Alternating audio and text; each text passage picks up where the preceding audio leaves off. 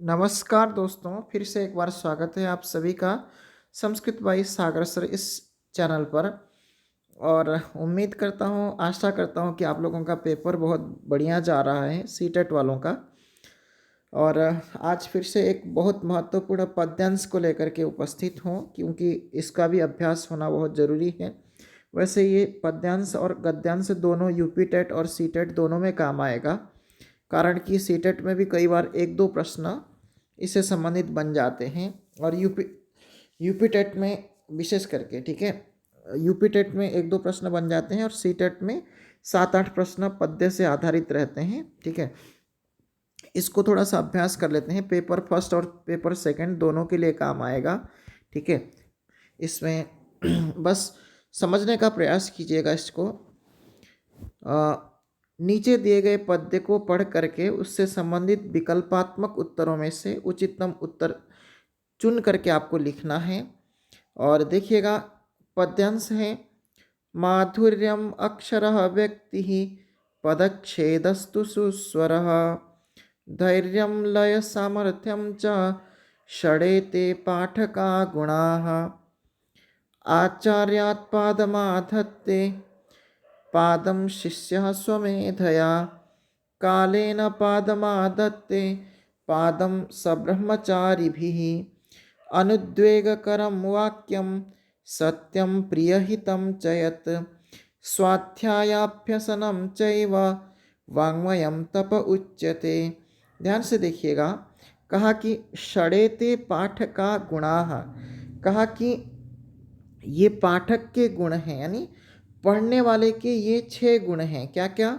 माधुर्यम यानी मधुरता से पढ़ लेना, और कहा कि अक्षर व्यक्ति ही यानी प्रत्येक अक्षर का स्पष्टतया अभिव्यक्ति कर लेना, और कहा कि पदच्छेदस्तु, कहा कि जहाँ संधि हो वहाँ पर उसको पदच्छेद करके बोलना, और कहा कि सुस्वरः यानी अच्छी स्वर में कहना, और धैर्यतापूर्वक पढ़ना, और लय और सामर्थ्य के साथ पढ़ना।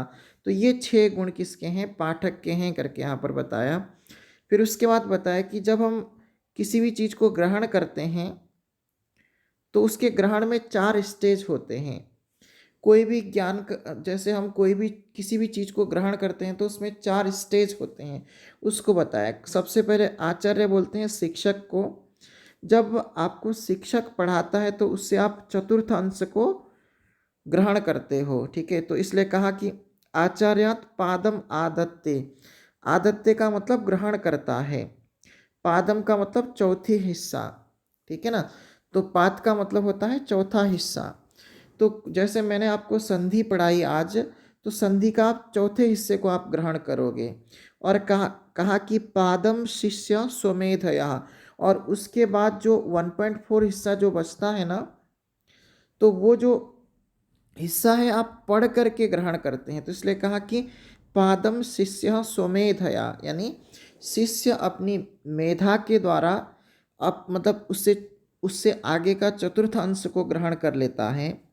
फिर कहा कि काले न पादम आदत्ते, जैसे जैसे समय बीतते जाता है फिर आप चतुर्थ अंश को फिर से ग्रहण करने लगते हैं।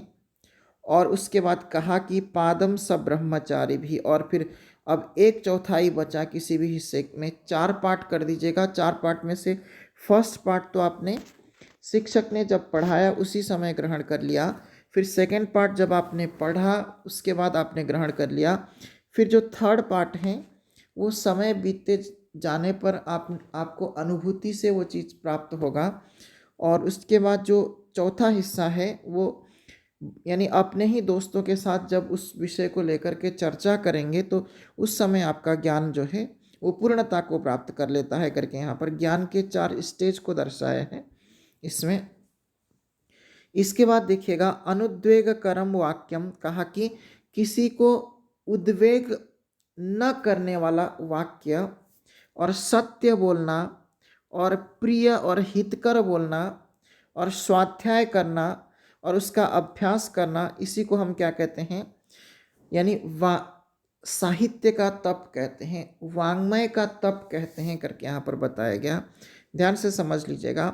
यानी किसी को उद्वेग करने वाले वचन को न कहना, सत्य बोलना और प्रिय और हितकर चीज़ों को ही करना और स्वाध्याय करना और उसका अभ्यास करना, इसको हम क्या कहते हैं कि यानी साहित्य का तप कहते हैं, वाङ्मय का तप कहते हैं, वाणी का तप कहते हैं करके यहाँ पर बताया गया। इससे संबंधित प्रश्नों को देख लेते हैं। तब तक कहा कि पठनस्य कति गुणाः सन्ति, पठन के कितने गुण हैं आपसे पूछ रहा है। तो षडेते पाठका गुणाः करके दिया था ना, तो इसलिए आपका आंसर क्या हो जाएगा, सी इसका राइट आंसर हो जाएगा। नेक्स्ट देखिएगा, स्वाध्यायाभ्यसनं चैव वाङ्मयं तप इत्यत्र रेखांकित पदस्य अर्थः किम। तो यहाँ पर रेखांकित पद का अर्थ आपसे पूछ रहा है, तो ये साहित्य हो जाएगा, वाङ्मय का मतलब है ना। तो इसलिए आगे आइएगा, षडेते पद में संधि कौन सी है आपसे पूछ रहा है। ठीक है, तो देखिएगा षट और एते है ना, ये दोनों पद बन के यहाँ पर षडेते पद बना है।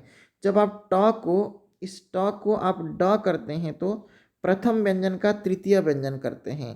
तो ऐसे में प्रथम व्यंजन का जब तृतीय व्यंजन हो जाए तो वहाँ पर जस्तो संधि माना जाएगा। कौन सा संधि, जस्तो संधि माना जाएगा, ध्यान रखिएगा। तो इसलिए आपका आंसर क्या हो जाएगा, यहाँ पर सी इसका राइट आंसर माना जाएगा, ध्यान रखिए। आगे बढ़ते हैं अगले प्रश्न की ओर, देखिएगा नेक्स्ट क्वेश्चन को। यत वाक्यम अनुद्वेगकरम, जो वाक्य किसी को उद्वेग न करने वाला है, किसी के क्रोध को न बढ़ाने वाला है, किसी को बुरा न लगने वाला है और सत्य है और प्रिय हित को साधने वाला है और यानी स्वाध्याय के अभ्यास को दर्शाने वाला है, उसको हम क्या कहते हैं, तो उसको हम वाङ्मय का तप कहते हैं। ध्यान रखिएगा इस चीज़ को। ठीक है, तो यहाँ पर सी इसका राइट आंसर हो जाएगा, तप नहीं कहा जाएगा, ध्यान रखिएगा। ठीक है, नेक्स्ट सवाल को देखते हैं। शिष्यः स ब्रह्मचारी भी किम गृह्णाति, यानी शिष्य जो है अपने सहपाठियों से, सब्रह्मचारी से तात्पर्य सहपाठियों से, ठीक है ना, सहपाठी यानी साथ में पढ़ने वालों से क्या ग्रहण करता है, तो विद्या ग्रहण करता है।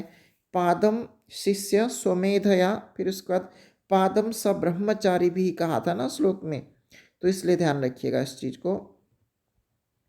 और कहा कि आचार्यात् पादम आदत्ते अत्र प्रथम पदे का विभक्ति ही, प्रथम पदे से तात्पर्य इस प्रथम पद में विभक्ति कौन सी है आपसे पूछ रहा है। आचार्यात्, जैसे देखिएगा वृक्षात्, फलात्, आचार्यात् ना, तो ये सब पंचमी विभक्ति है, तो इसलिए आपका आंसर क्या हो जाएगा, यहाँ पर 20 का राइट आंसर हो जाएगा, ध्यान रखिएगा। ठीक है ना, तो आगे बढ़ते हैं। अनुद्वेगकरम इत्यत्र समासः कः, तो यहाँ पर देखिएगा अनुद्वेगकरम, इसमें समास कौन सा है आपसे पूछ रहा है, तो न उद्वेगकरम यहाँ पर हो जाएगा और नय तत्पुरुष समास हो जाएगा, ध्यान रखिएगा। ठीक है ना, न उद्वेगकरम यहाँ पर इसका नय तत्पुरुष समास हो जाएगा। उपर्युक्ताः श्लोकाः कस्मिन् छन्दसि सन्ति, दिए गए श्लोक किस छंद में है आपसे पूछ रहा है। तो देखिएगा जब श्लोक में 32 अक्षर हो तो वहाँ पर आप यूँ समझ लीजिएगा कि अनुष्टुप छंद होता है। तो आप देखिएगा प्रथम पाद में 16 अक्षर होंगे और दूसरे में 16 अक्षर होंगे, तो इसी प्रकार से यहाँ पर आप देखिएगा, और प्रत्येक चरण में 8-8 अक्षर हो जाए, ठीक है, तो उसको आप क्या कहते हैं, अनुष्टुप छंद कहते हैं। 20 का राइट आंसर हो जाएगा। और आप लोग कह रहे थे ना कि सर कैसे हम लोग टेलीग्राम से जुड़ें, है ना, तो टेलीग्राम से कैसे जुड़ें, उसके लिए मैं आपको डिस्क्रिप्शन बॉक्स में ऐसा करता हूँ कि लिंक दे देता हूँ, तो वहाँ से आप लोग ज्वाइन कीजिएगा। ठीक है, और डिस्क्रिप्शन बॉक्स में आपको लिंक दे देता हूँ, और चैनल को सब्सक्राइब नहीं किया तो सब्सक्राइब कर दीजिएगा। इसी तरह से प्रत्येक दिन आपको, जिस दिन छुट्टी होगी मेरी स्कूल की, तो मैं आपको सुबह शाम मतलब जो है ना 2-2 वीडियोस प्रोवाइड करूँगा। और यूपी टेट की तो बिल्कुल भी मतलब चिंता मत कीजिएगा, क्योंकि सीटेट में अब सीटेट का तो पेपर चल रहा है, तो मैं सारा कोर्स तो नहीं दे पाऊँगा, लेकिन ये बात शाश्वत सत्य है, यानी ये बात सत्य है कि जितना मैं कर पाऊँगा उतना मैं आपको प्रोवाइड कर रहा हूँ सीटेट के लिए भी। और कल हम कुछ बहुत महत्वपूर्ण संस्कृत शिक्षण के प्रश्नों पर चर्चा करेंगे, ठीक है ना। तो आज के लिए इतना ही रखते हैं, और ठीक है, शुभ रात्रि, अच्छे से रहिएगा। और यूपी एलटी ग्रेड का भी मुझे चर्चा करना था आज, क्योंकि समय नहीं हो पाया, और इसलिए आज उसको रहने देते हैं, कल आपसे चर्चा करूँगा, ठीक है, वैसे ही मतलब वीडियो में, ठीक है। तो धन्यवाद आज के लिए, शुभ रात्रि।